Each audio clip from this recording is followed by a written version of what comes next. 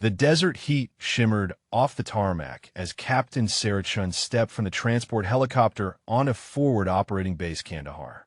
Her unmarked utility uniform bore no rank insignia, no unit patches, nothing to indicate the decorated special operations officer beneath the plain fabric.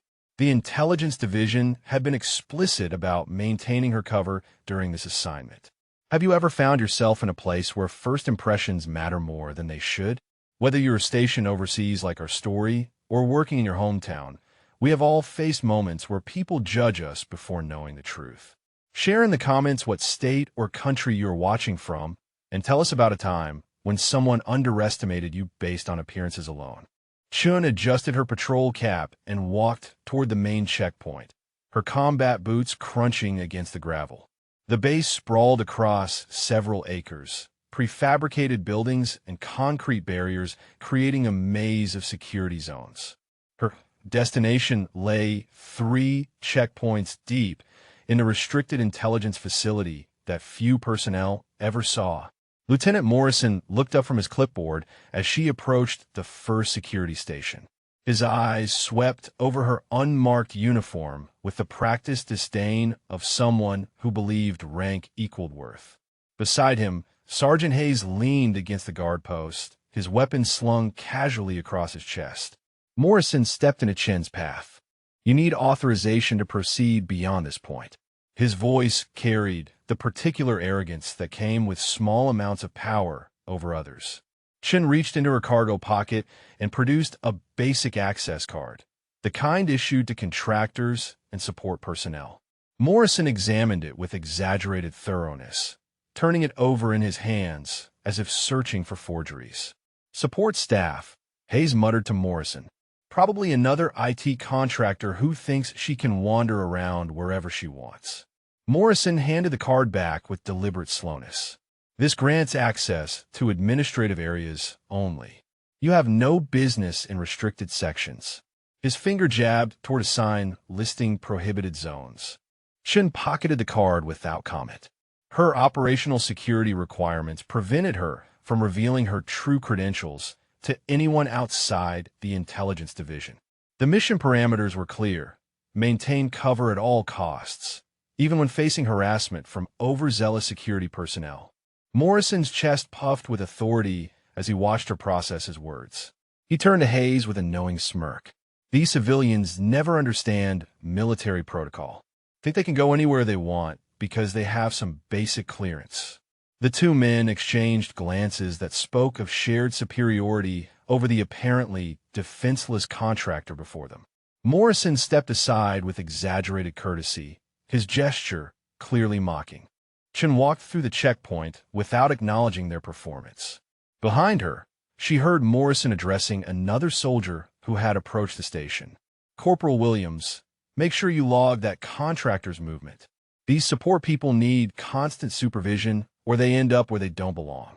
Williams nodded quickly, intimidated by Morrison's tone. Chun filed the interaction away mentally, already recognizing the pattern of someone who used authority to mask insecurity. The intelligence briefing had mentioned personality conflicts among base security, but seeing it firsthand revealed the scope of the problem. As she continued toward the intelligence facility, Chen's training automatically cataloged potential complications. Morrison's behavior suggested someone prone to escalation when his authority was questioned. Hayes appeared to follow Morrison's lead rather than make independent decisions. Both men carried themselves with the swagger of people who believed their positions granted them unlimited power over anyone they perceived as lower status. The mission ahead required weeks of careful intelligence gathering in sensitive areas. Chen would need to access classified facilities daily while maintaining her contractor cover. Morrison's attitude indicated he would scrutinize her every movement, looking for reasons to flex his authority. Chen reached the second checkpoint and presented her credentials to a different guard, who processed them efficiently and waved her through. The intelligence facility appeared ahead, its windowless concrete structure standing apart from the main base buildings. Her cover identity as a technical contractor provided the perfect explanation for regular access to sensitive areas. The intelligence division had crafted her documentation carefully, creating a plausible reason for her presence without revealing the true nature of her work. But Morrison's reaction suggested he would not accept such explanations easily. His type thrived on confrontation, especially with those they believed could not fight back. Chen had encountered similar personalities throughout her military career, usually in positions where they could exercise authority over others without accountability. The afternoon sun beat down on the compound as Chun approached the intelligence facility entrance. Her real work was about to begin, but Morrison's hostility ensured that her cover mission would face complications the planners had not anticipated. She could only hope that his need to demonstrate authority would not escalate beyond verbal harassment. Chen showed her credentials to the intelligence facility guard and passed through the final checkpoint. The cool air conditioning of the classified building provided relief from both the desert heat and Morrison's scrutiny. For now, she could focus on her actual mission, but she knew that leaving the facility would mean facing Morrison's continued suspicion. The stage was set for a confrontation that Morrison believed he could win. The next morning brought Chen's first operational intelligence gathering rounds. Her mission required daily visits to 3 separate facilities across the base, each containing different pieces of the intelligence puzzle she had been sent to assemble. The communication center held encrypted traffic logs, the operations building contained deployment schedules, and the logistics warehouse stored shipping manifests that revealed supply chain vulnerabilities. Chun emerged from the intelligence facility at 0000 hours, her tablet secured in a locked case and her contractor credentials prominently displayed. The morning air still carried the desert's chill, though the sun promised another scorching day ahead. Morrison appeared from behind the guard post where he had been waiting. His presence at this hour seemed deliberate rather than coincidental, given that his normal shift began at 1000 hours. He fell in a step 20 meters behind Chun as she walked toward the communications center. The pattern continued for 3 days. Morrison would position himself to observe Chen's movements, taking notes on her timing and destinations. He made no attempt at subtlety, clearly intending for her to notice his surveillance. During shift changes, Hayes would assume the watching duties, creating a continuous monitoring system that had no basis in actual security protocols. On Thursday morning, Chen approached the communications center and found Morrison stationed directly outside the entrance. He stood with his arms crossed, blocking the doorway in a pose designed to project authority and obstruction. "This is a restricted facility," Morrison announced as Chen approached. "I need to verify your business here before allowing entry." Chen stopped 3 feet away, maintaining the respectful distance military protocol demanded. "Sir, I have proper authorization for access to this facility."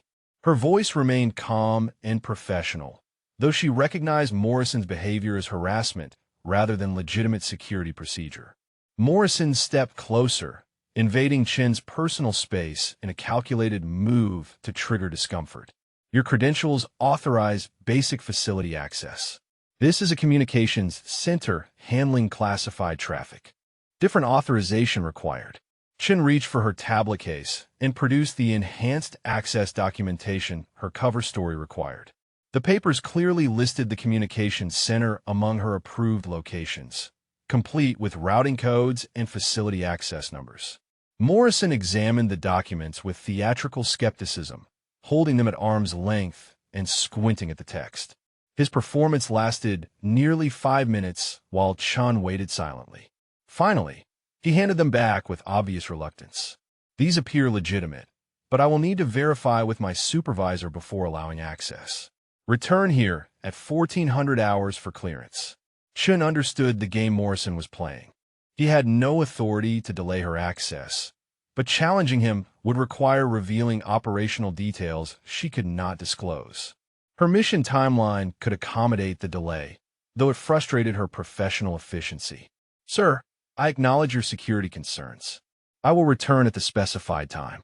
Morrison's satisfaction was visible as Chun turned and walked away. He had successfully flexed his authority over someone he perceived as powerless to respond. The pattern would only escalate from here. Sergeant Reynolds witnessed the exchange from his position at the nearby vehicle checkpoint. His uncomfortable expression suggested he recognized Morrison's behavior as inappropriate. But his reluctance to intervene spoke to Morrison's reputation for retaliating against anyone who questioned his authority. Reynolds approached Morrison after Chin departed. "LT, did you need backup with that contractor situation?" Morrison waved dismissively. "Just keeping the civilians in line, Reynolds. They think their paperwork gives them free run of the base. Someone needs to remind them who maintains security around here." Reynolds nodded without enthusiasm and returned to his duties. His hesitation revealed someone who understood military protocol well enough to recognize Morrison's overreach, but lacked the courage to report it through proper channels. Chin spent the morning hours in the logistics warehouse, gathering shipping data while processing Morrison's escalating harassment. Her special operations background included extensive training in psychological warfare and enemy intimidation tactics. Morrison's behavior followed a predictable pattern: establish dominance through arbitrary authority, escalate when compliance was shown, and continue until confronted by superior force. The concerning element was Hayes' adoption of Morrison's approach. When Chin returned to the communications center at 1400 hours, both men waited outside the entrance. Hayes had positioned himself to block the alternate exit, creating a coordinated intimidation display. Morrison consulted his watch with exaggerated precision. "You are 3 minutes late." Punctuality is essential when accessing classified facilities. Chin checked her own timepiece, which showed exactly 1400 hours. "Sir, my chronometer indicates I am precisely on time."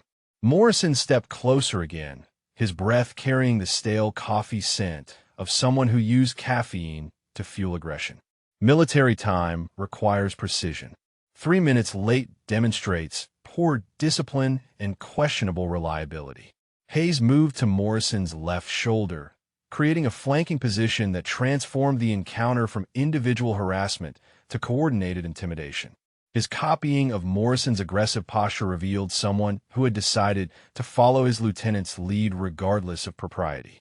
Chun maintained her professional demeanor despite recognizing the tactical positioning. "Gentlemen, I respectfully request access to complete my assigned duties. My documentation has been verified and my presence is authorized." Morrison exchanged a meaningful look with Hayes before stepping aside with theatrical reluctance. "Access granted, but future delays will result in access suspension pending security review." Chun entered the communications center knowing that Morrison had escalated from verbal harassment to coordinated psychological pressure. His recruitment of Hayes indicated someone comfortable building a power base to support his authority complex. The situation was developing beyond simple personality conflict into systematic harassment that could compromise her mission. Inside the communications center, Chin accessed the encrypted traffic logs while mentally cataloging Morrison's pattern. His behavior suggested someone who would continue escalating until forced to stop by superior authority or direct confrontation. Her operational security prevented the first option, which meant she would eventually need to consider the second. The intelligence data revealed concerning patterns in the base's communication security, but Chin found her focus divided between mission requirements and Morrison's growing harassment campaign. The situation demanded careful management to avoid compromising either her cover or her safety. As Chun prepared to leave the communications center, she spotted Morrison and Hayes waiting outside, their positions suggesting they intended to follow her to the next facility. The harassment had become systematic, designed to interfere with her work while demonstrating their perceived authority over her movements. The escalation was accelerating faster than Chun had anticipated, and Morrison's confidence was growing with each successful intimidation encounter. The mess hall buzzed with the controlled chaos of lunch hour as Chun entered with her food tray at 12:30 hours. 300 personnel moved through serving lines and filled rectangular tables arranged in precise military formation. The familiar sounds of metal trays clattering and conversations echoing off concrete walls created a backdrop of normalcy that would soon be shattered. Chun navigated toward the northeastern section, where several tables bore small placards reading "Authorized Personnel Only." Her contractor documentation included dining facility privileges that extended to these restricted seating areas, designed for personnel handling sensitive materials who needed secure conversation space. She selected a table near the wall, positioning herself with clear sight lines to all entrances, while keeping her classified tablet case secured beneath the table. The intelligence data she had gathered that morning required analysis during the lunch break, and the authorized section provided the necessary privacy. Morrison entered the mess hall 10 minutes later with Hayes at his side. His eyes swept the dining area until they located Chun at her corner table. His jaw tightened as he observed her location in the restricted seating area, clearly viewing her presence there as another challenge to his authority. Morrison approached Chen's table with deliberate steps, Hayes following closely behind. The conversations at nearby tables gradually quieted as soldiers sensed developing tension. Morrison stopped directly beside Chen's chair, his shadow falling across her food tray. "This seating area is for authorized personnel only." Morrison's voice carried across the immediate vicinity, drawing attention from a dozen nearby tables. "You need to move to general seating immediately." Chen looked up from her meal, maintaining calm eye contact. "Sir, my documentation includes dining facility privileges that authorize use of this seating area." She gestured toward the placard on the table. Morrison leaned closer, his voice dropping to a harsh whisper. "I do not care what your paperwork says. I'm telling you to move. Now." Chen set down her fork and spoke in measured tones. "Sir, I respectfully decline to relocate without proper cause. My authorization is current and valid." Morrison's face flushed red as he processed what he perceived as direct defiance of his authority. The nearby tables had fallen completely silent, with 20 soldiers now watching the confrontation unfold. His reputation for intimidating subordinates hung in the balance, and Chen's calm resistance threatened to expose his overreach publicly. Without warning, Morrison reached down and grabbed Chen's left shoulder, his fingers digging into the fabric of her utility shirt. He jerked upward with sufficient force to lift her partially from the chair, intending to physically relocate her from the restricted seating area. Chen's response was instantaneous and precise. Her right hand moved in a controlled arc, her fingers wrapping around Morrison's wrist while her thumb found the pressure point between his radius and ulna bones. She applied exactly enough force to compromise his grip strength without causing permanent damage. Morrison's hand released her shoulder involuntarily as the joint lock sent shooting pain up his arm. Chun held the position for exactly 3 seconds, long enough to demonstrate complete control over the situation, then released his wrist and returned to her seated position. "Sir, unauthorized physical contact violates military regulations regarding assault." Chen's voice remained steady and professional. "I recommend you review appropriate protocols before initiating further contact." Morrison staggered backward, cradling his wrist against his chest.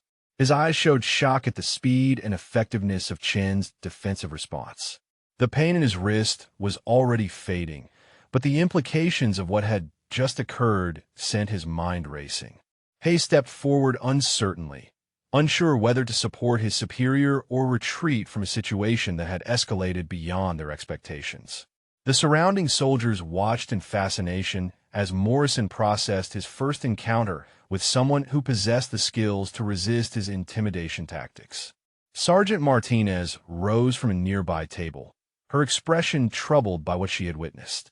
She had served 8 years without seeing an officer physically grab a subordinate in the dining facility. Morrison's action crossed clear lines regarding appropriate use of authority. Morrison's initial shock transformed into desperate rationalization. "You got lucky with some defensive move you learned in self-defense class." His voice lacked its earlier confidence. "That does not change the fact that you are in violation of seating protocols." Chun cut a small piece of her chicken and took a deliberate bite, her calm demeanor contrasting sharply with Morrison's agitation. "Sir, my presence here is authorized. Your physical contact was not." The simple statement hung in the air like an indictment. Soldiers at surrounding tables exchanged meaningful glances, recognizing that Morrison had overstepped his authority in ways that could not be justified by security concerns. His reputation for fair leadership was crumbling with each passing second. Corporal Williams approached Martinez's table and whispered urgently, "Sergeant, should someone report this to the duty officer?" That was not normal interaction between personnel. Martinez nodded grimly, her years of experience recognizing serious breaches of military conduct. She had witnessed Morrison's harassment pattern developing over recent weeks, but physical assault represented a clear escalation that demanded official response. Morrison realized that his position was deteriorating rapidly. The mess hall audience had seen him initiate physical contact and receive a controlled defensive response that left him looking foolish rather than authoritative. His attempt to reassert dominance had backfired spectacularly. Without another word, Morrison turned and walked toward the exit, Hayes trailing behind with obvious reluctance. The conversations gradually resumed at nearby tables, but the mood had shifted. Soldiers who had previously respected Morrison's authority now questioned his judgment and self-control. Chen finished her meal methodically, aware that crossing this line would have consequences for both herself and Morrison. Her defensive response had been measured and appropriate, but it had also revealed capabilities that contradicted her contractor cover story.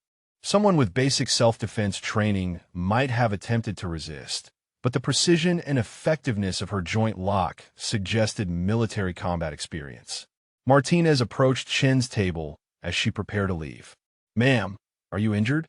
Do you need medical attention or assistance filing a complaint?" Chen appreciated the sergeant's concern, but recognized the complications that formal reporting would create. "Thank you, Sergeant. I am uninjured and the situation has been resolved." Martinez persisted gently. "Ma'am, what Lieutenant Morrison did was not appropriate. Officers cannot grab personnel like that, regardless of seating disputes." Chun stood and collected her tray, her mind already calculating the mission implications of increased attention.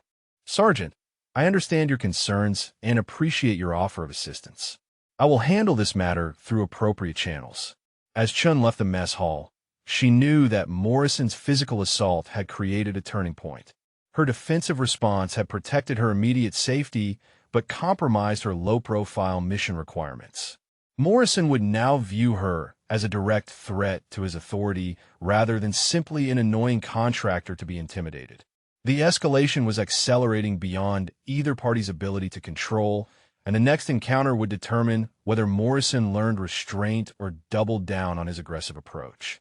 Based on his personality profile, Chin suspected she already knew which path he would choose. Martinez watched Chin depart, then walked directly to the duty desk to speak with Colonel Patterson about filing an informal complaint regarding Lieutenant Morrison's conduct in the dining facility. Chin returned to the intelligence facility that afternoon with Morrison's physical assault weighing heavily on her mission calculations. The secure terminal in the classified data center provided access to multiple military databases, including personnel records that could reveal patterns relevant to base security vulnerabilities.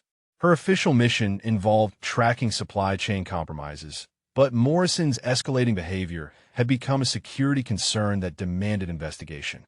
The database login screen flickered to life as Chun entered her intelligence credentials. Her access permissions included personnel security files for all base-assigned personnel, a necessary capability for identifying potential insider threats or compromised individuals. She began with routine queries related to her primary mission, then expanded her search parameters to include security personnel behavioral patterns. Morrison's personnel file appeared on screen with stark efficiency. 8 years of service, 2 deployments, currently assigned as security detail leader with authority over checkpoint operations. His performance evaluations showed declining scores over the past 18 months, with specific comments about anger management and inappropriate use of authority. The disciplinary section revealed troubling patterns. 3 separate complaints filed against Morrison for excessive force during the previous year, each involving female personnel or contractors. The first complaint came from Staff Sergeant Williams, who reported that Morrison had shoved her during a vehicle inspection when she questioned his search procedures. Chen scrolled through the investigation notes. Williams had withdrawn her complaint after Morrison received counseling from his immediate supervisor. No formal punishment was administered, and Morrison's file contained a notation that the incident resulted from miscommunication rather than intentional misconduct. The second complaint was filed by civilian contractor Janet Pierce, who reported that Morrison had grabbed her arm and twisted it behind her back during a credentials check. Pierce claimed Morrison applied excessive force when she asked to speak with his supervisor about proper search procedures. The investigation concluded that Morrison used appropriate restraint techniques, and Pierce's complaint was dismissed as misunderstanding of security protocols.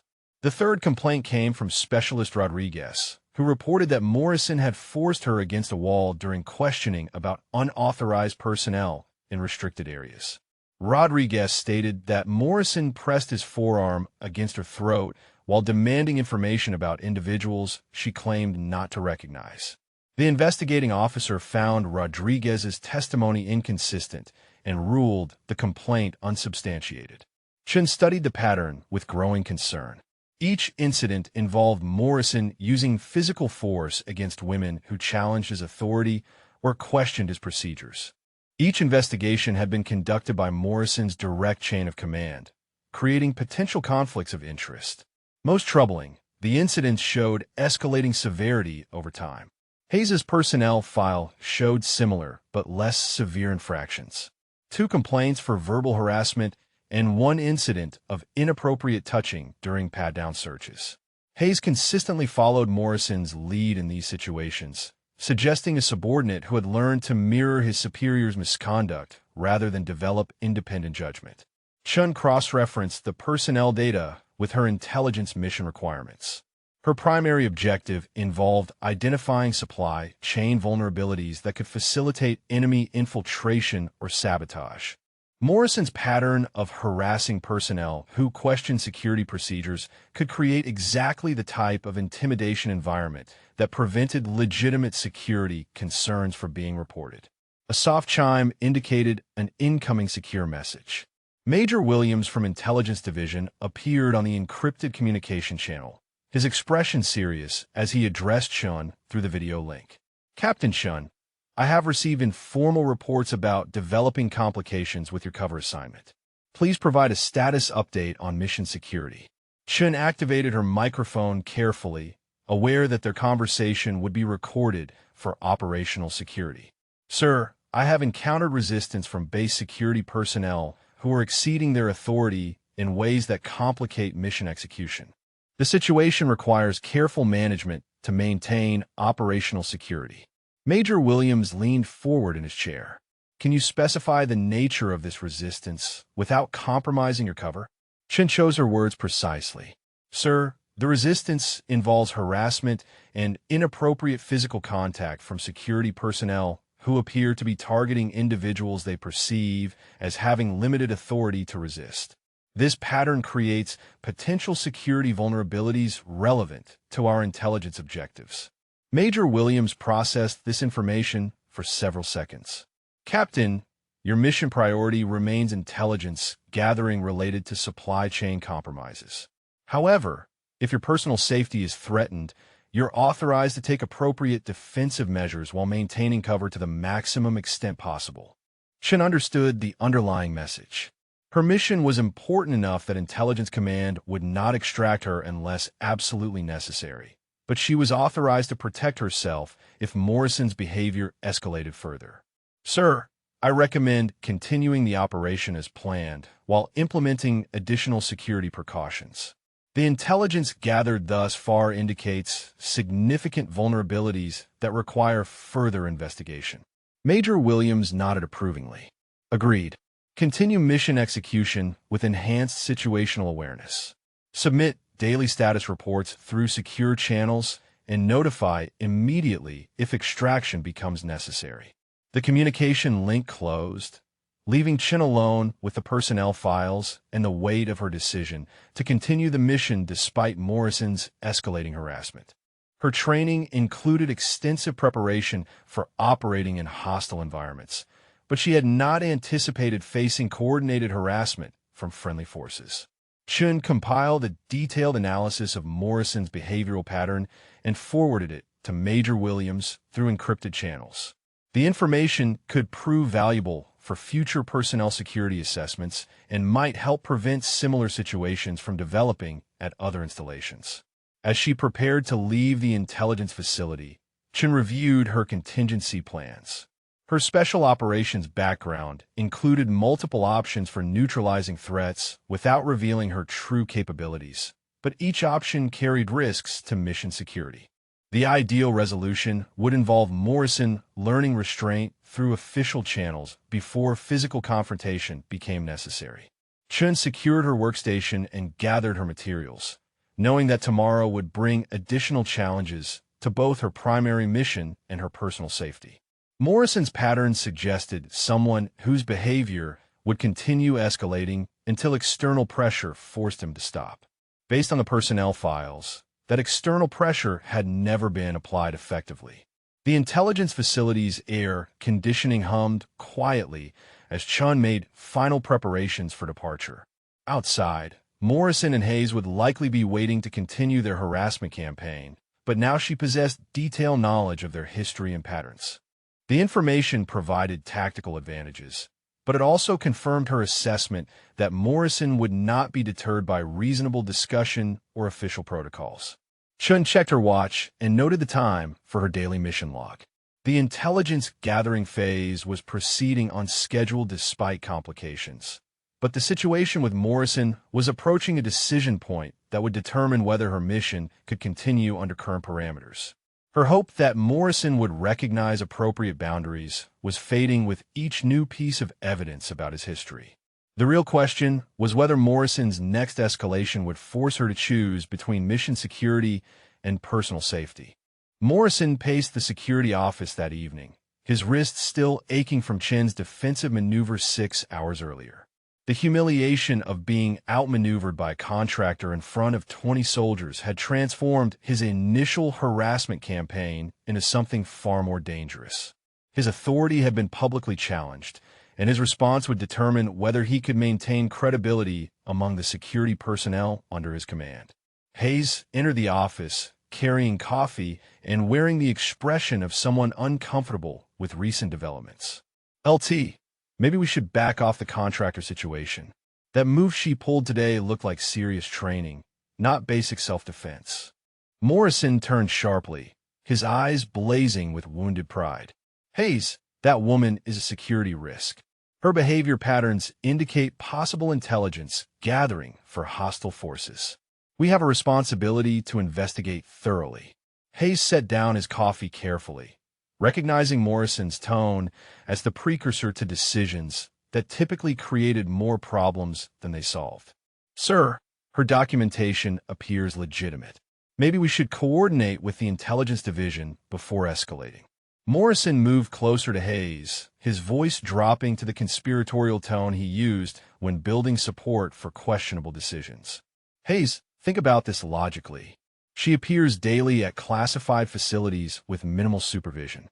Her defensive capabilities exceed what any legitimate contractor should possess. Her resistance to authority suggests someone with hidden agendas." The twisted logic resonated with Hayes's limited experience and natural tendency to follow Morrison's leadership. When presented in terms of base security rather than personal harassment, Morrison's campaign acquired a veneer of professional justification that appealed to Hayes's desire to be useful. Corporal Davis knocked on the office door frame, his young face showing eagerness to be included in senior personnel discussions. Morrison gestured him inside, recognizing an opportunity to expand his support base among impressionable subordinates. "Davis, I need your assessment of the contractor who has been accessing classified facilities this week." Morrison's voice carried the authority of someone requesting professional analysis rather than personal opinion. Davis straightened to attention, flattered by the request for his evaluation. "Sir, I have observed her movement patterns and noted several concerning behaviors. She demonstrates familiarity with military protocols that exceeds normal contractor training. Her situational awareness appears more sophisticated than standard civilian personnel." Morrison nodded approvingly, pleased that Davis had reached conclusions that supported his narrative without prompting. "Exactly my assessment. Hayes, Davis, we have a responsibility to investigate potential security threats regardless of their documentation. Proper surveillance requires coordinated effort to track all activities and contacts." Hayes shifted uncomfortably but found himself nodding agreement. Morrison's framing of surveillance as professional duty rather than personal vendetta made it easier to rationalize participation. Davis showed no such hesitation, clearly excited to be included in what he perceived as important security work. Morrison outlined his plan with military precision. "Hayes, you will monitor her morning activities from 0700 to 1100 hours. Davis, you take afternoon surveillance from 1300 to 1700 hours. I will handle direct interactions and coordinate our findings." The three-man surveillance network launched immediately. Chen's Thursday morning intelligence gathering rounds were tracked by Hayes from the moment she left her quarters until she entered the communications center. Davis assumed monitoring duties during her afternoon logistics facility visits, noting her timing and recording her contacts with base personnel. By Friday morning, Morrison's team had created detailed logs of Chen's movements, complete with photographs taken from concealed positions and notes about her interactions with various personnel. The surveillance exceeded any legitimate security protocol, but Morrison's authority as security detail leader provided sufficient justification for subordinates who trusted his judgment. Chen became aware of the coordinated surveillance during her Friday morning walk to the operations building. Hayes positioned himself near the vehicle checkpoint with clear sight lines to her route, while Davis observed from the maintenance area adjacent to her destination. The coordination was obvious to anyone with tactical awareness, but subtle enough that casual observers would not notice. The harassment reached a new level when Chun approached the main vehicle checkpoint at 11:30 hours. Morrison had positioned his team to force interaction at a bottleneck, where she could not avoid confrontation. Hayes operated the checkpoint while Morrison and Davis provided backup, creating an intimidation formation that maximized their psychological advantage. "Vehicle inspection required," Hayes announced as Chun approached the pedestrian gate adjacent to the vehicle checkpoint. "All personnel and materials subject to search when entering restricted zones." Chun stopped at the checkpoint, recognizing that Hayes was implementing procedures that did not apply to foot traffic. "Sir, I am proceeding on foot, and my materials have been previously cleared through appropriate channels." Morrison stepped forward from his observation position, his presence transforming the encounter from routine checkpoint operation to deliberate harassment. Hayes is correct. Recent security assessments indicate enhanced screening requirements for all personnel accessing classified facilities. Davis moved to Chen's left flank, completing the triangular formation that demonstrated coordinated intimidation tactics. The three men now surrounded Chun at angles that maximized their psychological pressure while maintaining plausible deniability about their intentions. Chun assessed the tactical situation while maintaining her cover identity. Three opponents in coordinated positions, multiple witnesses including vehicle operators who could observe the interaction, and escalating harassment that was approaching the threshold where defensive action might become necessary. Documentation inspection required, Morrison continued, extending his hand for Chen's materials. All items subject to verification before access approval granted. Chen recognized Morrison's demand as harassment rather than legitimate security procedure, but her operational requirements prevented direct confrontation. She handed over her documentation while mentally preparing contingency plans for various escalation scenarios. Morrison examined the papers with exaggerated thoroughness, clearly intending to delay Chen's progress while demonstrating his authority to his subordinates. Hayes and Davis watched approvingly, their confidence growing as Morrison successfully asserted control over someone they now viewed as a security threat. Captain Torres approached the checkpoint from the operations building, his intelligence division uniform clearly visible to all participants. His timing appeared coincidental, but his presence immediately altered the dynamics of the confrontation. "Lieutenant Morrison, is there a problem with this checkpoint operation?" Torres's voice carried the authority of someone whose clearance level exceeded anyone present. Morrison straightened defensively, suddenly aware that his harassment campaign was being observed by someone outside his chain of command. "Sir, we are conducting enhanced security screening as required by recent threat assessments." Torres examined the scene with professional assessment, noting the three-man formation around a single contractor and the obvious intimidation tactics being employed. "Captain Torres, Intelligence Division. I am not aware of any enhanced screening requirements that would apply to properly credentialed personnel." Chen handed her documentation to Torres, who reviewed it quickly and returned it with obvious approval. "This contractor is properly authorized for access to all facilities listed in her clearance documentation. No additional screening is required." Morrison's face flushed as his authority was undermined by someone whose rank and position he could not challenge directly. His carefully constructed narrative about security threats crumbled under Torres's professional assessment, leaving him exposed as someone who was exceeding his authority for personal reasons. Torres addressed Chun directly while maintaining eye contact with Morrison. "Ma'am, please proceed with your authorized duties. If you encounter further delays at security checkpoints, contact the Intelligence Division immediately for clarification of proper procedures." Chun thanked Torres and continued toward the operations building, leaving Morrison and his team standing at the checkpoint with their harassment campaign temporarily disrupted. Hayes and Davis exchanged uncertain glances, beginning to question whether Morrison's security concerns were as legitimate as he had claimed. Torres remained at the checkpoint for several additional minutes, his presence serving as a clear warning that Morrison's activities were now being monitored by personnel with the authority to intervene. Morrison's recruitment of Hayes and Davis had succeeded in creating a harassment team, but it had also attracted attention from officers who possessed both the rank and the responsibility to stop his campaign. The escalation was spiraling beyond Morrison's ability to control through intimidation alone. Monday morning brought clouds that promised relief from the desert heat, but Chun sensed the approaching storm had nothing to do with weather. Her weekend analysis of intelligence data had revealed critical vulnerabilities in the base supply chain, but Morrison's escalating harassment threatened to compromise her ability to complete the mission.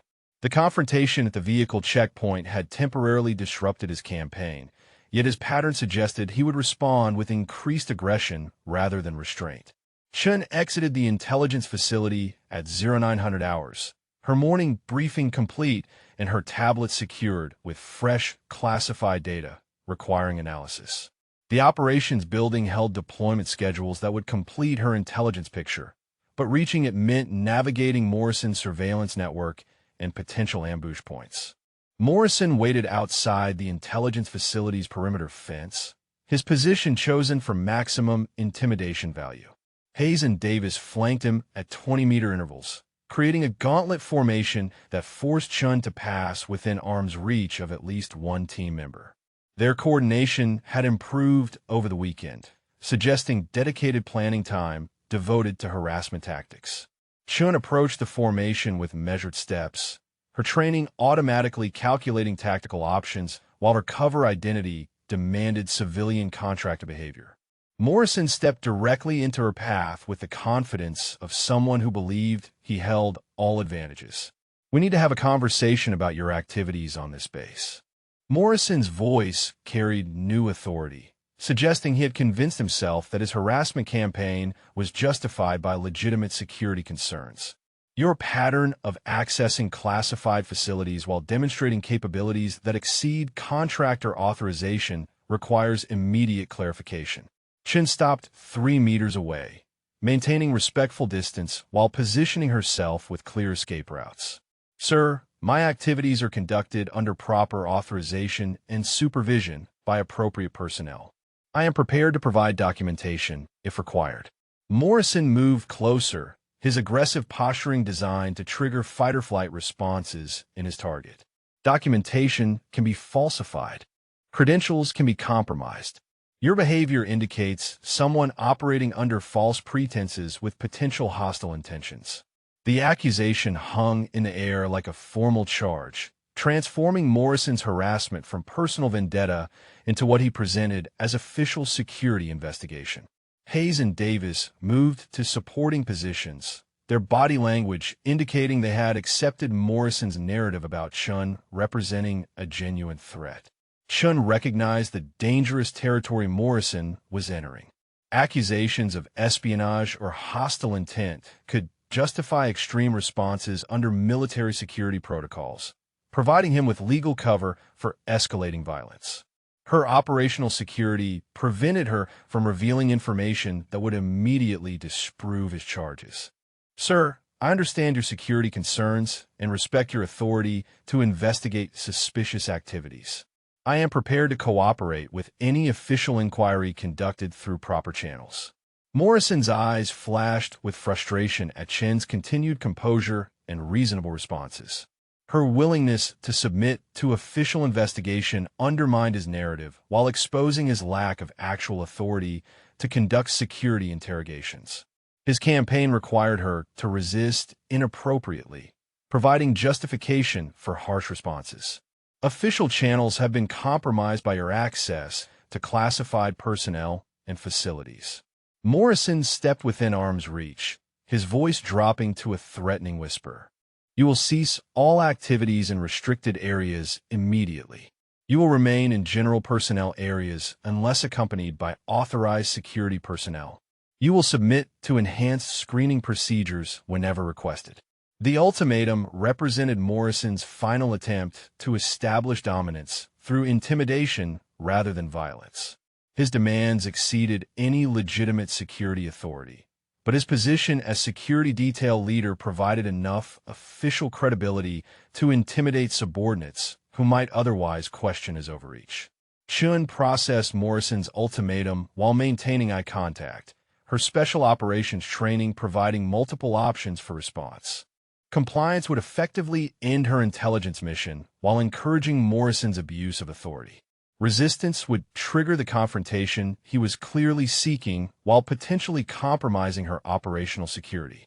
Sir, I will need to consult with my supervisors regarding any changes to my authorized activities. Proper procedures require coordination through appropriate command channels before implementing operational modifications. Morrison's face darkened as Chen's response demonstrated continued resistance to his authority disguised as procedural compliance. Her refusal to submit immediately challenged his dominance, while providing no justification for physical response. His frustration was reaching levels that would soon overwhelm his tactical judgment. Hayes observed the exchange with growing unease, recognizing that Morrison's demands exceeded normal security protocols while lacking support from higher authority. His loyalty to Morrison conflicted with his understanding of proper military procedures, creating internal tension about continued participation. Davis remained confident in Morrison's leadership, his limited experience preventing recognition of the legal and procedural violations being committed.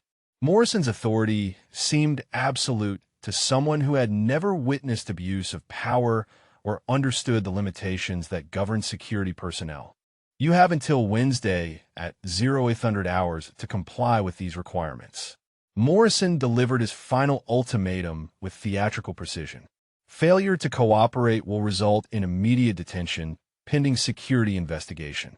Enhanced interrogation procedures will be implemented if resistance continues. The threat of detention and interrogation crossed clear lines regarding Morrison's actual authority, but his team's support provided enough intimidation factor to make the threat seem credible. Chen recognized that Morrison had committed himself to a course of action that would require dramatic escalation to maintain credibility. Sir, I acknowledge your concerns and will respond through appropriate channels by the specified time. Chen's diplomatic response masked her assessment that Morrison had reached a decision point where backing down would destroy his authority among his subordinates. Morrison stepped back with obvious satisfaction, believing he had successfully intimidated Chun into compliance while demonstrating decisive leadership to Hayes and Davis. His interpretation of her reasonable response as weakness would prove to be a critical tactical error in the confrontation he was planning. Chun continued toward the operations building while Morrison's team maintained surveillance from their established positions. Her mind raced through contingency plans as she recognized that Wednesday morning would bring the decisive confrontation Morrison had been building toward throughout his harassment campaign. Inside the operations building, Chun accessed a secure communication terminal and initiated emergency contact with Major Williams. The situation had escalated beyond her ability to manage through passive resistance. An intelligence command needed immediate notification of potential mission compromise. Major Williams appeared on the encrypted video link within minutes, his expression serious as he processed Chen's situation report. "Captain, your assessment indicates that continued mission execution will require confronting hostile personnel who are exceeding their authority.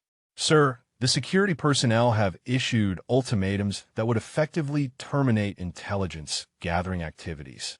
Their pattern suggests they are prepared to use force to implement their demands regardless of actual authority or proper procedures." Major Williams consulted documents outside the camera frame before responding with carefully measured words. "Captain, your mission objectives remain critical to national security interests. You are authorized to protect yourself and continue mission execution by any means necessary. Operational security regarding your true capabilities is no longer the primary concern." Chun understood the significance of Williams's authorization. Intelligence Command was prioritizing mission completion over cover maintenance, effectively authorizing her to reveal her special operations capabilities if necessary to neutralize Morrison's threat and continue intelligence gathering. "Sir, I understand and will implement appropriate measures to ensure mission completion while minimizing collateral complications." Major Williams leaned forward with obvious concern. "Captain, document everything carefully and ensure witnesses are present for any defensive actions. We need clear evidence that any response was justified by their escalation rather than initiated by our personnel." The communication link closed, leaving Chun with authorization to end Morrison's harassment campaign through direct confrontation if Wednesday's ultimatum led to physical threats. Her hope for peaceful resolution was fading as Morrison's pattern indicated someone who would interpret any compromise as weakness requiring further exploitation. Chun gathered her intelligence materials and prepared for 2 more days of careful mission execution before Morrison's deadline triggered the confrontation that would determine whether her cover could be maintained or would need to be decisively abandoned. Wednesday morning at 0800 hours would bring the reckoning that Morrison's escalating harassment had made inevitable. Sergeant Martinez entered Colonel Patterson's office that afternoon with a formal written complaint about Lieutenant Morrison's conduct toward contractor personnel. The complaint detailed witnessed harassment, inappropriate physical contact, and abuse of security authority that created hostile work environment and potential legal liability for the command. Patterson read the complaint with growing concern, recognizing that Morrison's behavior had escalated beyond personality conflicts into serious misconduct that demanded immediate investigation. The timing meant that intervention might prevent whatever confrontation Morrison seemed to be planning for Wednesday morning. But Patterson's response would come too late to affect Morrison's decision to force the issue before higher authority could intervene in his campaign to establish dominance over the contractor who had dared to resist his authority. Wednesday morning arrived with crystalline desert air that carried the promise of scorching heat by noon. Chun completed her intelligence briefing at 0750 hours, 10 minutes before Morrison's ultimatum deadline. The classified data she had gathered over the past week painted a complete picture of supply chain vulnerabilities that threatened base security, but transmitting her findings required one final visit to the communications center for encrypted transmission to Intelligence Command. Chun exited the intelligence facility and immediately spotted Morrison's team positioned in a tactical formation outside the perimeter fence. Morrison stood directly in her path to the communications center, while Hayes and Davis had positioned themselves to block alternative routes. Their coordination was precise, suggesting they had rehearsed this confrontation extensively. Morrison stepped forward as Chun approached, his posture radiating the confidence of someone who believed he held overwhelming advantages. The deadline for compliance with security requirements has passed. You will submit to enhanced screening procedures immediately. Chun stopped 6 feet away, maintaining tactical distance while assessing the situation. Sir, I am proceeding to complete authorized duties. My documentation remains current and valid for all required activities. Morrison's eyes flashed with anticipated triumph, as Chen's response provided the resistance he needed to justify escalation. Enhanced screening procedures are mandatory for personnel who have failed to comply with security directives. You will submit to complete search of person and materials. The demand for physical search exceeded Morrison's authority by enormous margins, representing illegal detention and assault under military law. Chun recognized that Morrison had committed himself to actions that would destroy his career regardless of the outcome, making him extremely dangerous to anyone who continued to resist his authority. Sir, I decline to submit to unauthorized search procedures. I will proceed with my duties under existing authorization protocols. Chun attempted to walk around Morrison's position, hoping to avoid confrontation through simple movement rather than direct defiance. Morrison sidestepped to block her path, his hand moving to rest on his holstered service weapon in an unmistakable threat gesture. You will comply with security procedures or face detention pending investigation. Morrison's voice carried the authority of someone who believed his position justified any action necessary to enforce compliance. Submit to search immediately or face consequences for resisting lawful orders. Hayes and Davis moved to flanking positions, their hands also moving to weapon positions in coordinated intimidation display. The three-man formation created a triangle of threat that demonstrated their commitment to using force if Chun continued to resist their demands. Chen's tactical training automatically processed the developing situation. 3 armed opponents in coordinated positions, multiple civilian personnel in the immediate area creating crossfire concerns, and escalating demands that indicated Morrison's willingness to use deadly force to maintain his authority fiction. I am proceeding with authorized duties under proper documentation. Chen's voice remained calm as she again attempted to disengage from the confrontation. Please contact Intelligence Division if you require clarification on my authorization status.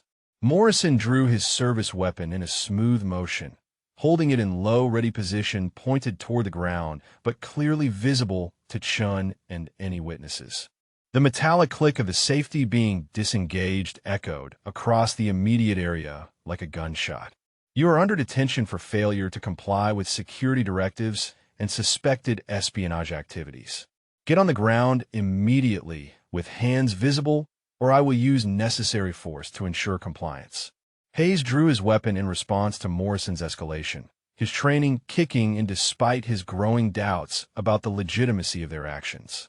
Davis followed suit, completing the triangle of armed threat that Morrison believed would force Chen's immediate surrender. Chen's combat assessment shifted into crisis mode as 3 weapons were now pointed in her direction. Her special operations training provided multiple response options, but the presence of civilian personnel in the background required precision techniques that would neutralize threats without creating dangerous ricochets or crossfire situations. 28 seconds. Chun moved with explosive speed, her body shifting laterally as her right hand swept upward to strike Morrison's weapon wrist with precise force. The impact triggered an involuntary muscle spasm that opened his grip, sending the service weapon spinning away from his control. Her left hand followed immediately, grasping Morrison's extended arm and using his forward momentum to execute a controlled hip throw that sent him crashing to the ground on his back. The entire sequence took 4 seconds. Hayes attempted to bring his weapon to bear on Chen's new position, but her movement had placed Morrison's falling body between them. Chen closed the distance in 2 quick steps, her left hand deflecting Hayes's weapon barrel away from any personnel, while her right delivered a precise strike to his solar plexus. Hayes doubled over as the breath was forced from his lungs, his weapon dropping from nerveless fingers as Chun applied a controlled wrist lock that eliminated his ability to maintain grip strength. She guided his fall to prevent injury, while securing his weapon in a single fluid motion. 8 seconds elapsed. Davis stood frozen with his weapon half raised, his mind struggling to process the devastating efficiency with which Chun had neutralized his teammates. His hesitation proved decisive as Chun covered the distance between them in 3 running steps. Her approach forced Davis to choose between firing at point-blank range or attempting to maintain distance, and his training had not prepared him for such close-quarters combat. Chen's left hand trapped his weapon against his body, while her right applied a nerve pinch that caused immediate loss of motor control in his arms. Davis released his weapon voluntarily, his wide eyes showing shock at the speed and precision of Chen's techniques. She guided him to a sitting position against the nearest wall, ensuring he remained conscious but incapacitated for several minutes. 16 seconds total. Chun collected all 3 weapons and performed immediate safety checks, engaging safeties and removing magazines with practiced efficiency. The entire engagement had lasted 28 seconds from Morrison's first draw to complete neutralization of all threats. Sergeant Reynolds appeared from a vehicle checkpoint, where he had witnessed the entire confrontation. His radio crackled to life as he transmitted emergency calls for military police and medical assistance. Base security, this is Checkpoint Alpha. I need immediate MP response and medical personnel at intelligence facility main entrance. 3 personnel down, weapons involved, situation secure, but requiring immediate attention. Morrison struggled to his feet, his face showing shock and dawning recognition that Chin possessed capabilities far exceeding any civilian contractor. The precision and efficiency of her disarmament techniques spoke to extensive military combat training that contradicted everything he believed about her background. How did you? Morrison's voice trailed off as the implications of Chin's performance began penetrating his consciousness. No contractor receives training in advanced combat techniques or weapons retention procedures. Chun maintained defensive positioning while keeping all 3 men under observation, her training preventing relaxation until official assistance arrived. Gentlemen, medical personnel are en route to assess any injuries. Please remain in current positions until military police can process this incident. Hayes sat on the ground, holding his wrist, his eyes showing the same shock that had overtaken Morrison. The devastating effectiveness of Chin's response had shattered their assumptions about power dynamics and personal capabilities. Davis remained against the wall, flexing his fingers as sensation slowly returned to his arms. Morrison's mind raced through the tactical sequence he had just experienced, recognizing techniques that required years of specialized training to master. Chin's ability to neutralize 3 armed opponents without causing permanent injury spoke to professional military combat experience at levels far exceeding basic soldier training. Who are you?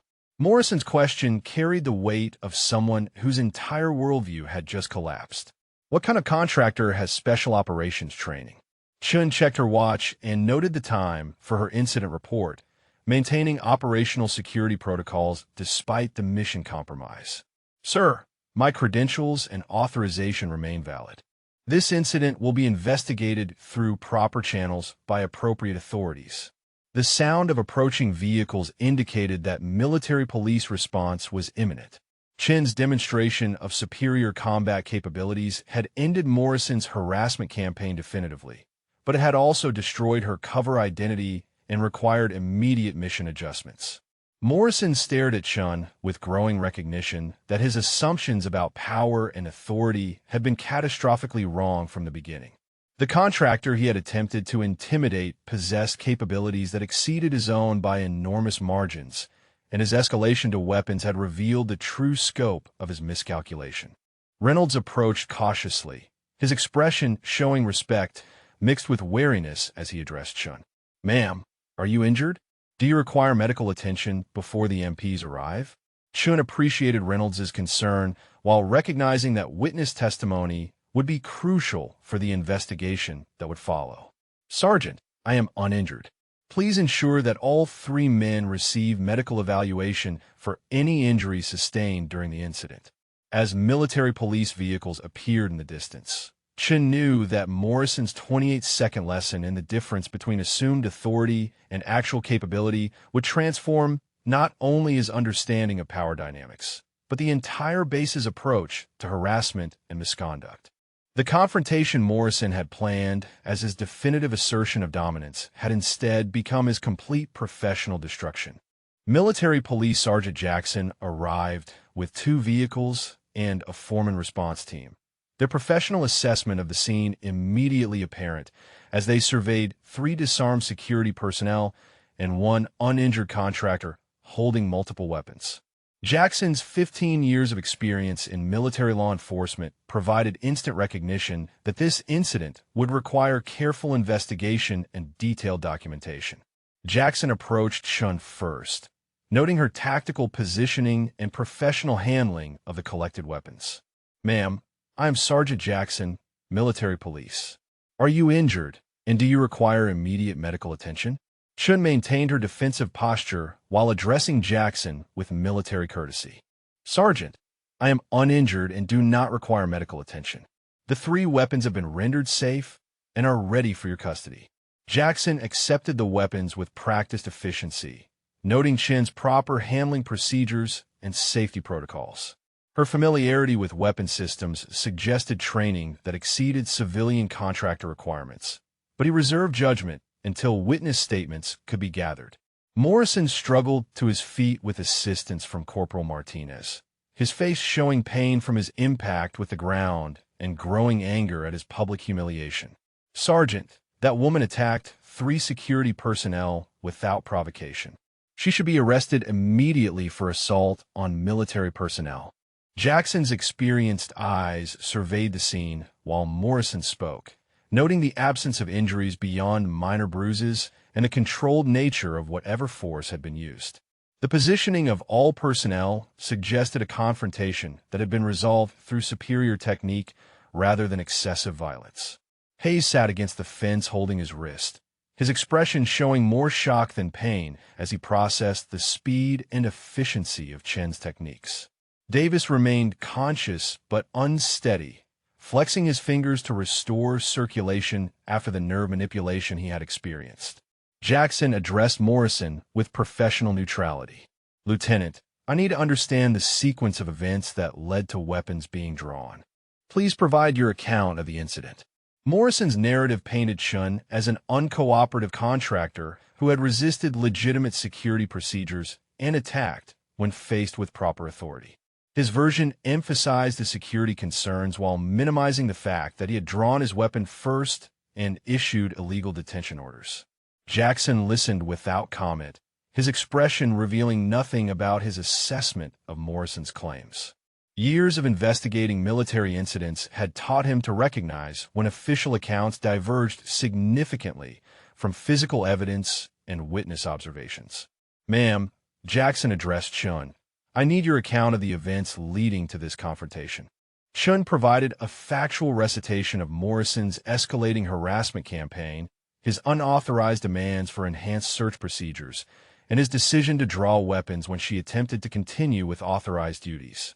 Her account focused on specific actions and statements, while avoiding any mention of her true identity or capabilities. Reynolds approached Jackson with obvious eagerness to provide witness testimony. "Sergeant, I observed the entire incident from the checkpoint." Lieutenant Morrison drew his weapon first and ordered the contractor to the ground. She only responded after 3 weapons were pointed at her. Jackson nodded approvingly at Reynolds' clear statement, recognizing the value of an uninvolved witness who could provide objective perspective on the confrontation. Reynolds' account would prove crucial for determining whether Chen's response constituted self-defense or assault. Captain Torres arrived at the scene with the urgency of someone who had received emergency notification about an incident involving his personnel. His intelligence division uniform immediately commanded attention from all present, and his expression showed concern mixed with professional assessment. "Sergeant Jackson, what is the status of this incident?" Torres's voice carried the authority of someone whose clearance level exceeded everyone else present. Jackson provided a brief summary of the situation while Torres examined Chun with obvious recognition. His knowledge of her true identity created visible tension as he processed the implications of her cover being compromised through Morrison's harassment campaign. Torres moved closer to Jackson, speaking in tones intended only for the MP sergeant. "This contractor is operating under my division's authority with specialized credentials that exceed standard documentation. I need to speak with her immediately regarding operational security implications."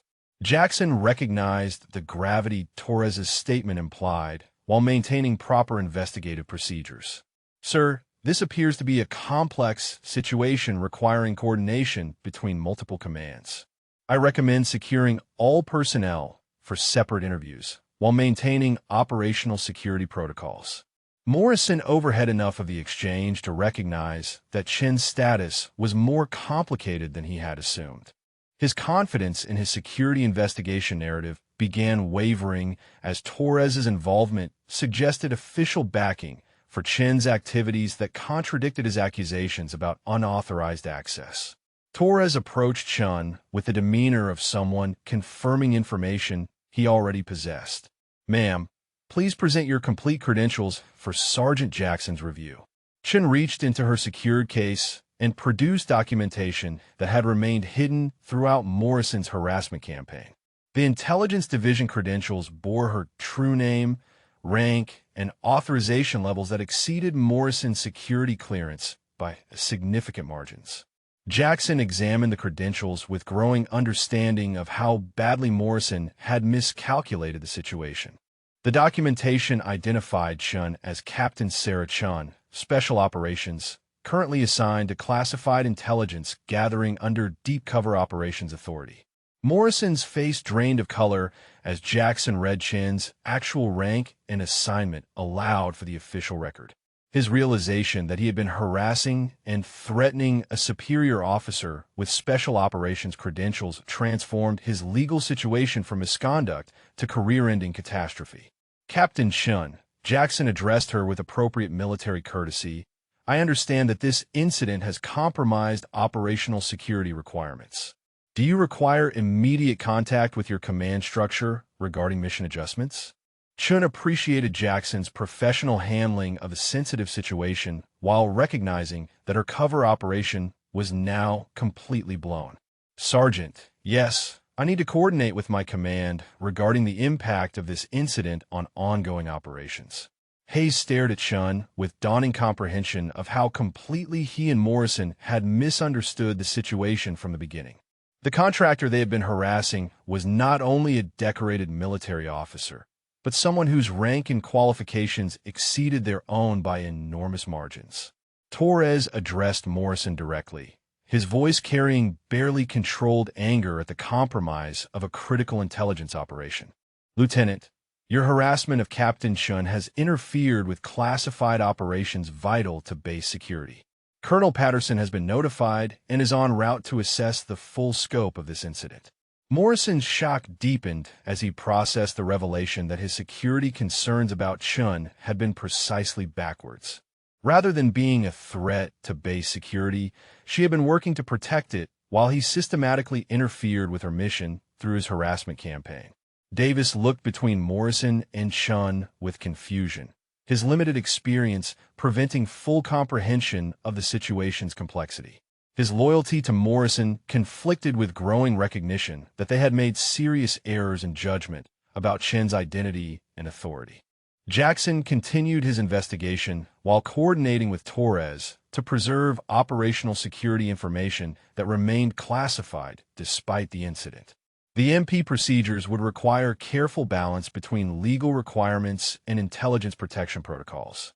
Chun provided additional documentation to establish her authority for the activities Morrison had questioned, each piece of evidence further undermining his claims about unauthorized access and suspicious behavior.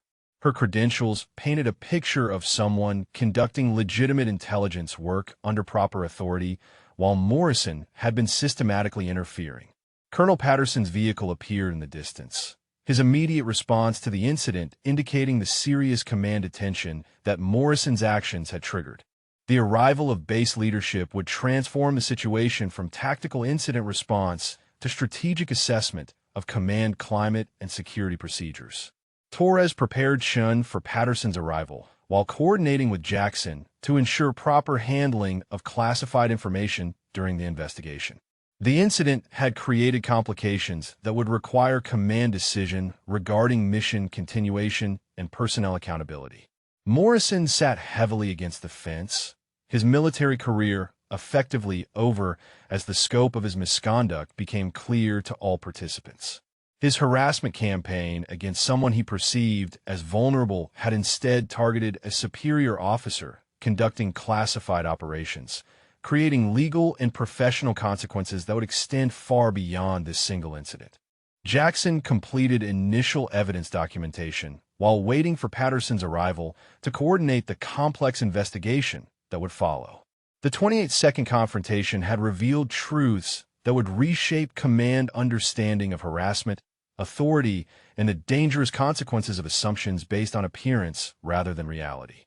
Chen's demonstration of superior capabilities had ended Morrison's campaign permanently, but the mission compromise would require immediate adjustment of intelligence operations across multiple facilities. Colonel Patterson's arrival at the scene triggered immediate coordination with Major General Foster, whose responsibility for base security demanded comprehensive understanding of how Morrison's harassment campaign had compromised classified intelligence operations.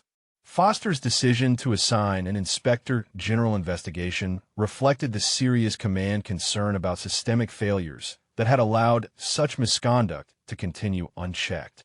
Major Thompson from the Inspector General's office established his investigation headquarters in the base conference facility, his team of 3 experienced investigators beginning systematic review of all personnel files, incident reports, and security procedures related to Morrison's tenure as security detail leader. The IG investigation possessed authority to examine classified operations, interview protected witnesses, and recommend command action up to and including court-martial proceedings. Thompson's first database search revealed disturbing patterns that extended far beyond Chen's harassment case.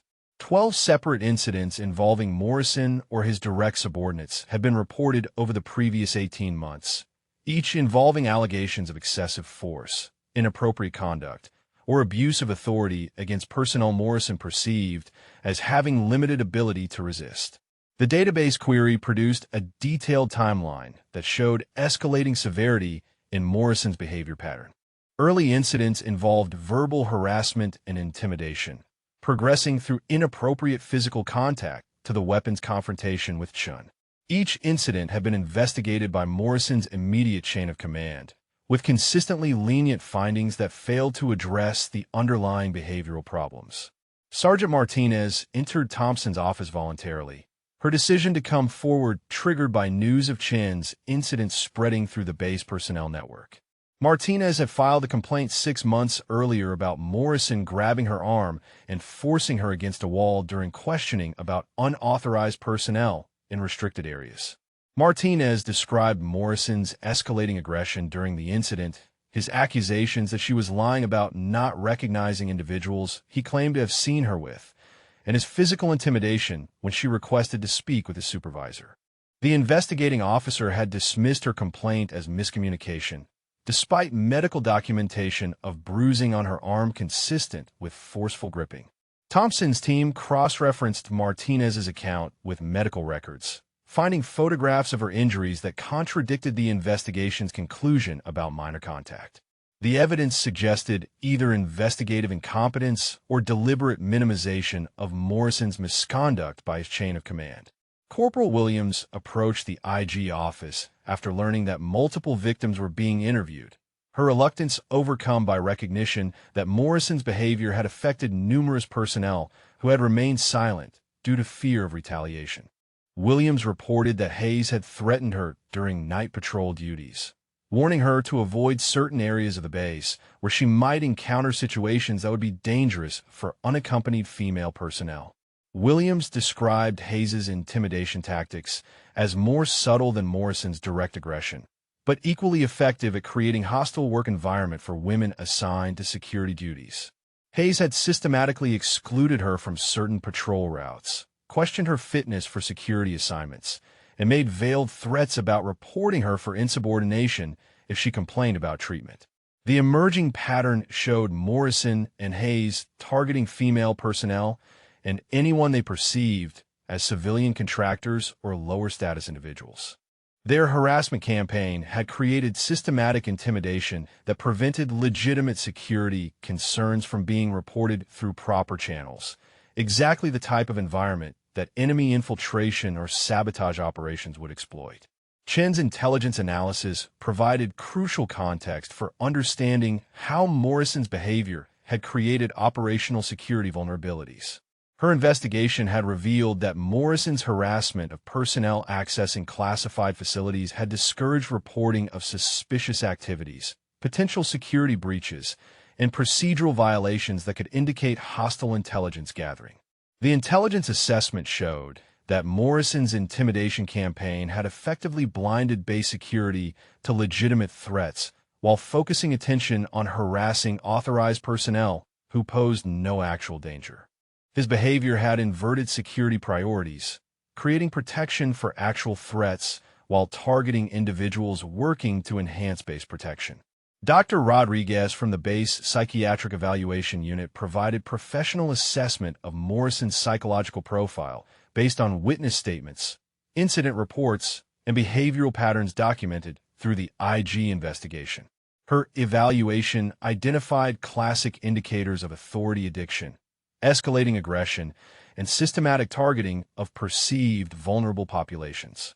Rodriguez's clinical assessment described Morrison as someone whose sense of personal worth had become dependent on exercising power over others, creating addictive cycles where each successful intimidation required greater aggression to achieve the same psychological satisfaction.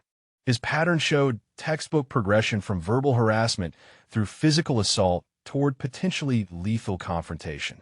The psychiatric evaluation recommended immediate removal from positions of authority over other personnel, mandatory counseling for anger management and abuse behavior, and careful monitoring for continued escalation even after formal disciplinary action. Rodriguez's assessment painted Morrison as someone whose behavioral pattern would continue regardless of consequences until fundamental psychological intervention occurred. Additional witnesses emerged throughout the week as word spread that the IG investigation was taking misconduct allegations seriously and protecting complainants from retaliation. Staff Sergeant Brown reported Morrison destroying her properly completed paperwork and forcing her to redo forms multiple times for no legitimate reason.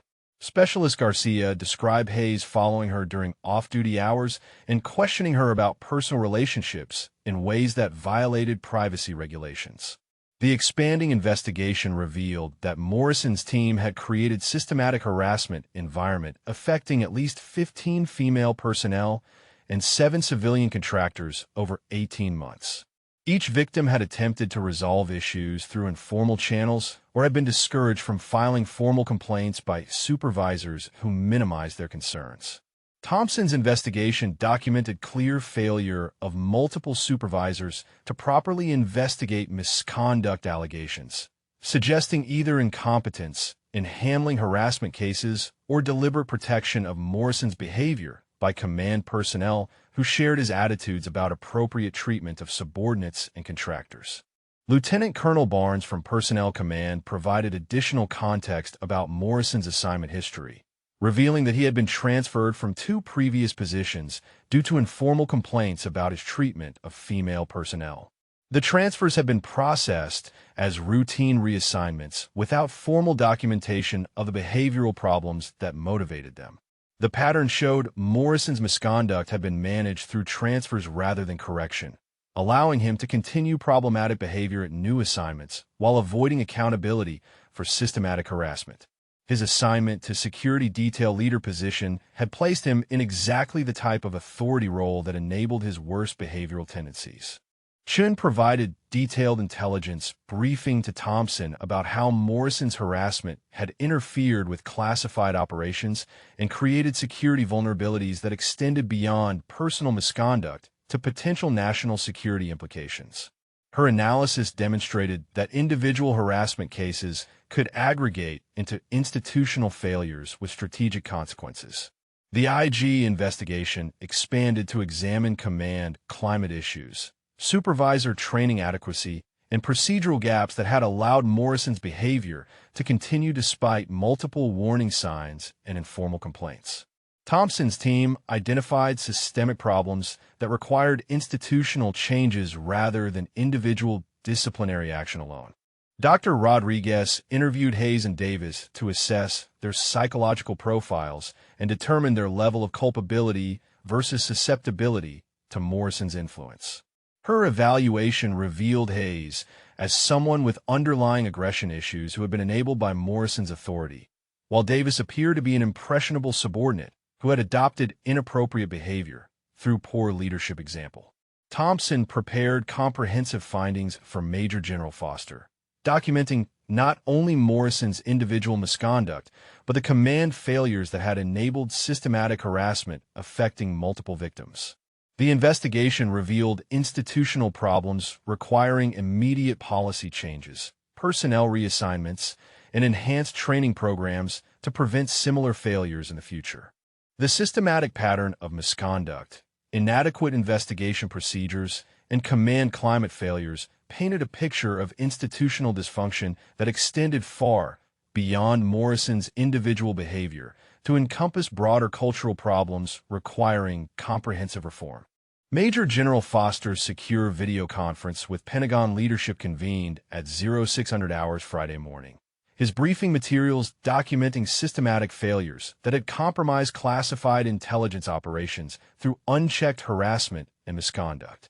The Joint Chiefs required immediate understanding of how base security procedures had failed so catastrophically that a special operations officer conducting vital intelligence work had been forced into armed confrontation with friendly forces. Foster's presentation outlined the scope of institutional breakdown that Thompson's investigation had revealed, emphasizing that Morrison's individual misconduct was symptomatic of broader command climate failures affecting mission readiness and operational security.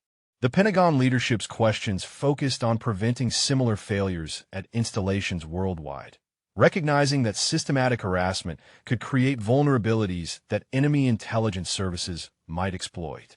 General Martinez from Personnel Command listened to Foster's briefing with growing concern about the implications for military justice and institutional credibility.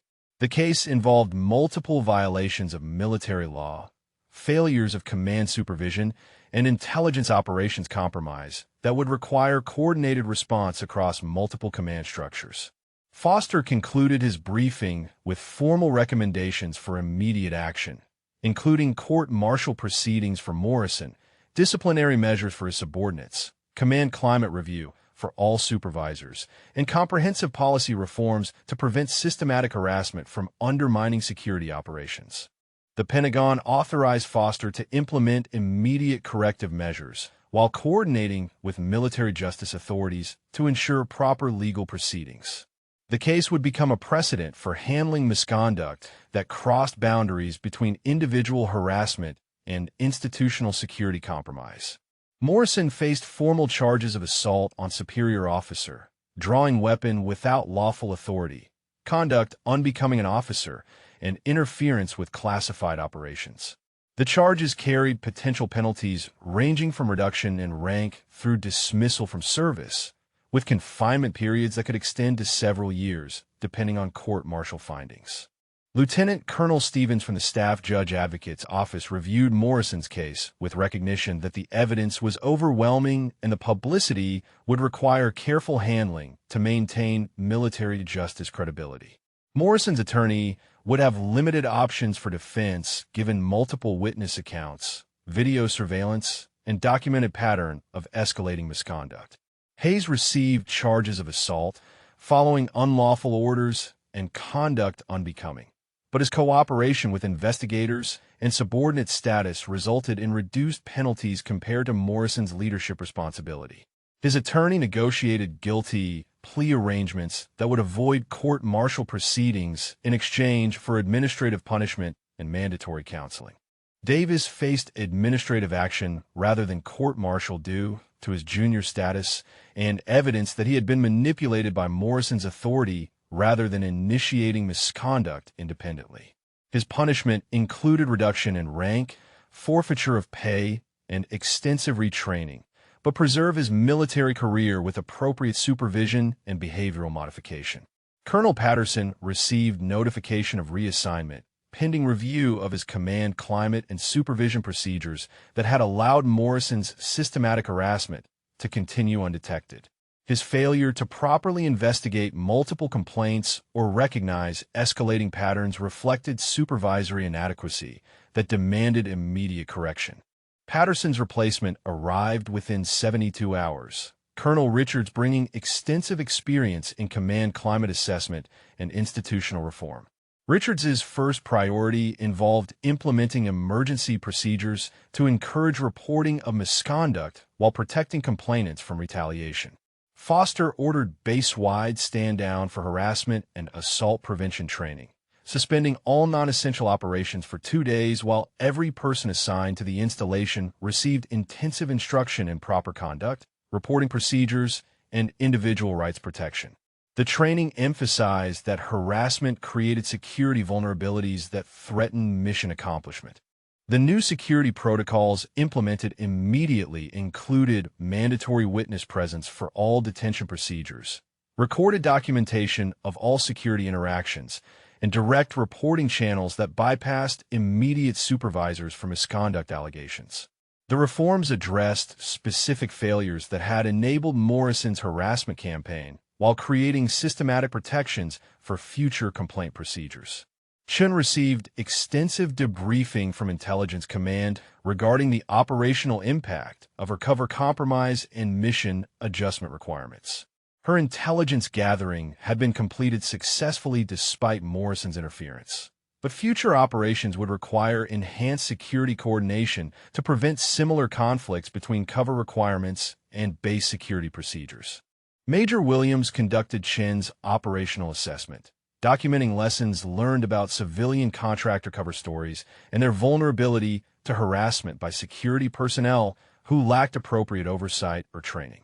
The intelligence community would revise cover protocols to address weaknesses that Morrison's behavior had exposed. Chen's mission results exceeded expectations despite the complications.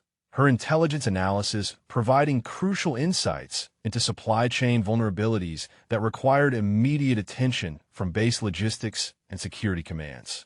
The information she had gathered would guide policy changes affecting multiple installations and supplier relationships. The base commanding officer implemented zero-tolerance policies for harassment, creating immediate suspension procedures for any personnel who engaged in intimidation, inappropriate physical contact, or abuse of authority against subordinates or contractors. The new policies emphasized that harassment undermined military discipline and operational effectiveness. Training programs expanded to include specific instruction about civilian contractor interactions, proper authority limitations, and recognition of signs that security procedures were being abused for personal rather than professional reasons. The curriculum addressed cultural attitudes that had enabled Morrison's misconduct through peer acceptance and supervisor indifference. Foster established oversight committee, including representatives from multiple commands, to monitor implementation of reforms and assess their effectiveness in preventing future harassment incidents. The committee possessed authority to investigate complaints, recommend additional policy changes, and coordinate with higher headquarters regarding institutional improvements. Dr. Rodriguez developed mandatory psychological evaluation procedures for all personnel assigned to security duties, creating screening protocols designed to identify individuals whose authority issues or aggression patterns might lead to abuse of power. The evaluations would occur annually with immediate assessment triggered by any misconduct allegations. The base chaplain organized support services for harassment victims, providing counseling resources and advocacy assistance for personnel who had been affected by Morrison's systematic intimidation. The program emphasized healing while documenting institutional failures that had allowed trauma to occur. Richards implemented open communication policies, encouraging personnel to report security concerns without fear of retaliation, creating multiple reporting channels that preserve anonymity while ensuring proper investigation. The new procedures emphasized that legitimate security required protecting authorized personnel rather than intimidating them. Foster's reforms included mandatory rotation policies for security personnel, preventing individuals from maintaining authority positions long enough to develop systematic harassment patterns. The rotation requirements would be coupled with enhanced supervision and accountability measures. The intelligence community conducted broader review of similar cases at other installations, identifying potential patterns where cover operations had been compromised by security personnel harassment. The analysis would guide policy changes affecting intelligence operations worldwide. Chun prepared for reassignment to new classified operations. Her successful completion of the mission despite extraordinary complications earning recognition from Intelligence Command. Her defensive capabilities had protected not only her personal safety, but the integrity of vital intelligence gathering that contributed to national security. Morrison awaited court-martial proceedings from confinement, his military career effectively ended by decisions that had seemed reasonable to him during the escalation process. His pattern of targeting perceived weakness had instead revealed actual strength that destroyed his authority permanently. The institutional changes implemented within 1 week of Chen's confrontation with Morrison demonstrated command commitment to preventing systematic harassment while maintaining legitimate security procedures. The reforms would be tested through time, but the immediate response showed recognition that individual misconduct could create strategic vulnerabilities requiring comprehensive correction. Foster's final report to Pentagon leadership emphasized that harassment prevention was essential for operational security, mission accomplishment, and military justice credibility that maintained trust between personnel and command authority. 6 months after Morrison's court-martial conviction, Forward Operating Base Kandahar had achieved recognition throughout military commands for its transformed culture regarding harassment prevention and institutional accountability. The statistical evidence was overwhelming. Reported harassment incidents had decreased by 87%, while voluntary reporting of legitimate security concerns had increased by over 200%, demonstrating that protecting personnel from abuse actually enhanced rather than hindered security operations. Chun completed her follow-up intelligence mission with unprecedented success, her analysis of supply chain vulnerabilities having guided policy reforms that prevented 3 separate infiltration attempts at installations across the theater of operations. The new security protocols developed from her recommendations had become standard procedure for all forward operating bases, creating systematic protection against the exact vulnerabilities Morrison's harassment had created.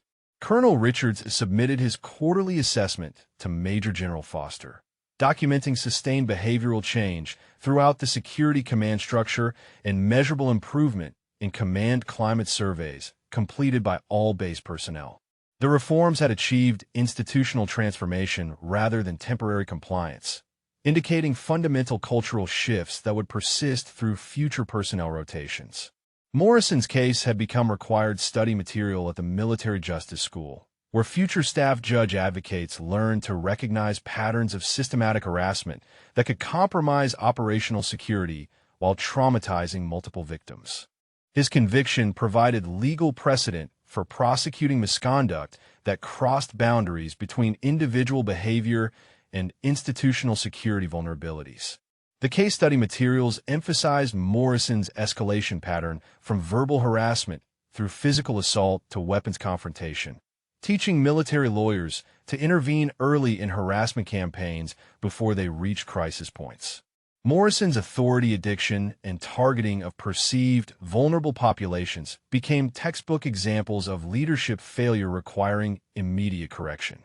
Hayes completed his 6-month probationary period with exemplary performance ratings, his comprehensive retraining and counseling having produced genuine behavioral change that impressed supervisors and peers alike. His transformation from Morrison's willing subordinate to responsible security professional demonstrated the possibility of redemption through proper leadership and accountability systems. Richards assigned Hayes to community outreach duties that required interaction with civilian contractors and international personnel, positions that tested his reformed attitudes while contributing positively to base operations. Hayes's success in these assignments validated the decision to preserve his military career while implementing enhanced supervision and continued counseling support. Davis earned promotion back to corporal ahead of normal timeline. His exceptional performance during remedial training and supervised duties convincing leadership that he had learned fundamental lessons about appropriate military conduct and respect for authority limitations. His mentor relationships with senior non-commissioned officers had provided positive role models that replaced Morrison's toxic influence. The base received formal commendation from Department of Defense for implementing comprehensive harassment prevention programs that had become the model for installations worldwide. The recognition emphasized that protecting personnel from abuse was essential for maintaining military effectiveness and operational security rather than a luxury that might interfere with mission accomplishment. Chun prepared for reassignment to the Classified Operations Directorate at Pentagon. Her successful navigation of Morrison's harassment while completing vital intelligence work having established her reputation as someone capable of operating effectively under extraordinary pressure while maintaining professional standards throughout crisis situations. Major Williams presented Chun with her final efficiency report, noting that her analysis capabilities and operational resilience made her ideally suited for the most sensitive intelligence assignments requiring both technical expertise and personal courage. Her experience with Morrison's harassment had provided unique insights into institutional vulnerabilities that would inform her future work. Chen's departure ceremony included recognition from multiple commands, her contributions extending beyond intelligence gathering to institutional reform that would protect future personnel from systematic harassment. Her example had inspired policy changes affecting thousands of service members across multiple installations and command structures. The annual harassment prevention training now included detailed case study of Morrison's escalation pattern, teaching all base personnel to recognize warning signs of authority abuse and empowering them to report misconduct through protected channels that bypassed potentially compromised supervisors. The training emphasized that harassment prevention was everyone's responsibility rather than solely a leadership concern. Dr. Rodriguez conducted follow-up psychological assessments of security personnel, her evaluation protocols having identified and corrected several individuals whose authority issues might have developed into harassment patterns under different circumstances. The screening programs had become standard procedure for all installations, preventing problems before they affected victims. Sergeant Martinez received promotion to Staff Sergeant and assignment as Base Equal Opportunity Advisor, her courage in reporting Morrison's misconduct having qualified her to help other victims navigate complaint procedures while ensuring proper investigation of allegations.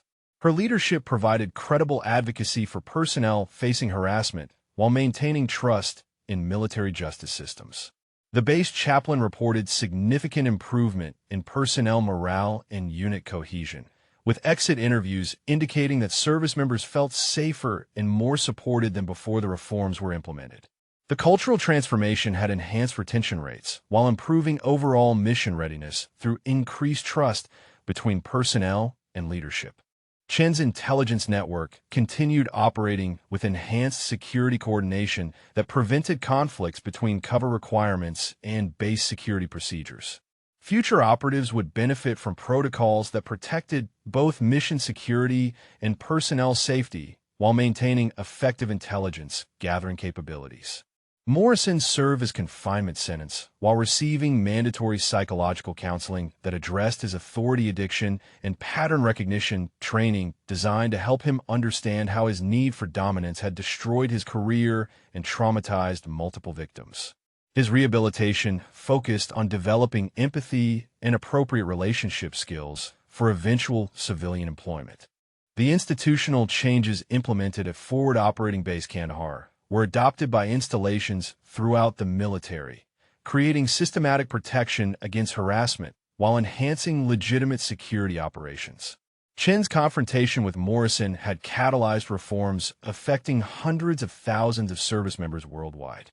Chin's final intelligence report documented how individual harassment could aggregate into strategic vulnerabilities that enemy forces might exploit, emphasizing that protecting personnel from abuse was essential for national security rather than simply humanitarian concern. Her analysis influenced policy development at the highest levels of defense planning. The legacy of Chin's 28-second demonstration of superior capabilities extended far beyond ending Morrison's harassment campaign to creating institutional changes that would protect future generations of service members from systematic abuse while enhancing rather than undermining legitimate security operations and mission accomplishment. 1 year later, Chun received notification that Morrison's case had inspired congressional hearings about military harassment prevention and accountability systems. Her experience having contributed to legislative changes that strengthened protection for service members while improving institutional responses to misconduct allegations affecting operational security. The story had rippled through military culture, creating awareness that apparent vulnerability might mask actual strength, and that assumptions based on appearance could prove catastrophically wrong when confronted with reality. Morrison's downfall served as cautionary tale, while Chin's professionalism provided positive example of how to handle crisis with dignity and effectiveness. The transformation of Forward Operating Base Kandahar demonstrated that institutional change was possible when leadership committed to protecting all personnel while maintaining military effectiveness, proving that harassment prevention enhanced rather than hindered mission accomplishment and operational security. Before we conclude, we would love to hear from you about this story of hidden strength and institutional change. Did Captain Chin's journey resonate with your own experiences of being underestimated or having to stand up for what is right? Share in the comments how this story of courage and transformation impacted you. And tell us about someone in your life who showed strength when others least expected it.